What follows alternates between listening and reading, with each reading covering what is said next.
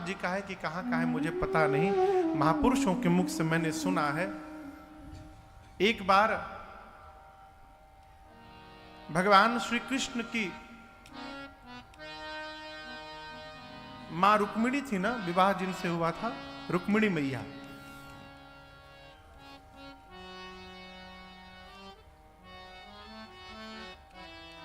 मां रुक्मिणी ने एक बार भगवान श्री कृष्ण से कहा कि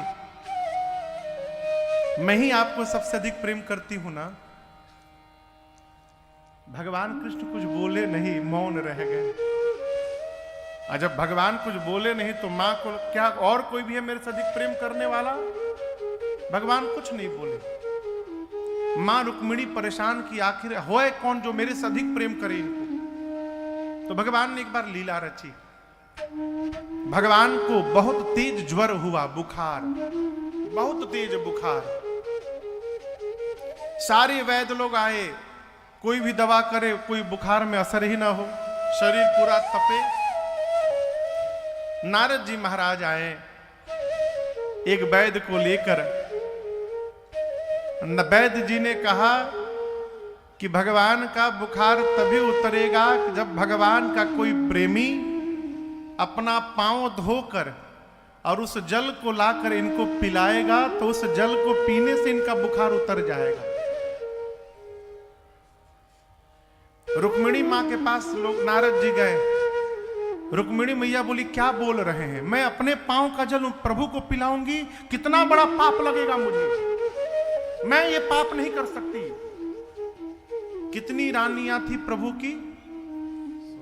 16,108 16,108।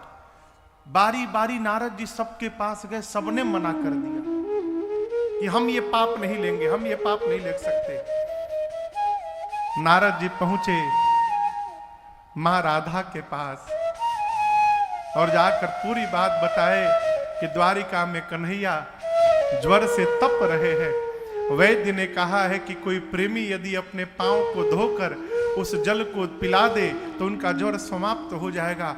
राधा मैया ने कहा बस इतनी बात, आपने विलंब क्यों किया आने में? मैं तुरंत पांव धो के देती हूं, जल लेकर जाइए। नारद जी ने कहा क्या बोल रही हैं आप, आपको पाप लगेगा। आपके चरणों के जल को कन्हैया पान करेंगे तो आपको पाप लगेगा। मां ने कहा पाप ही लगेगा ना, वो मुझे लगेगा।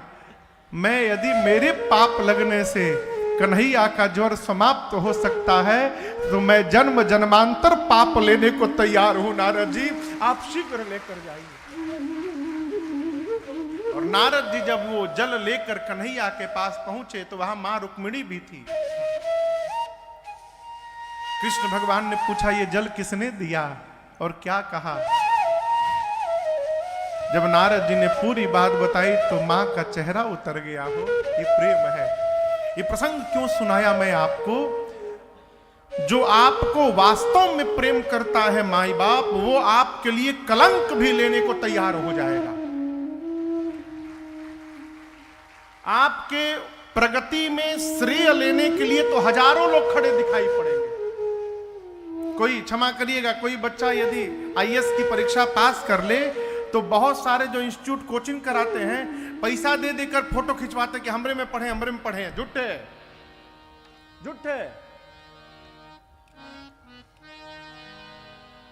उस व्यक्ति का जीवन में सर्वकाल आदर करिएगा जो आपकी असफलता को अपने सिर पे धारण करने को तैयार हो, उसकी जिम्मेदारी स्वयं लेने को तैयार हो। वो आपका हितैषी है, वो आपका प्रेमी है। और यही कार्य मेरी मां कैकेयी ने राम जी के लिए किया है।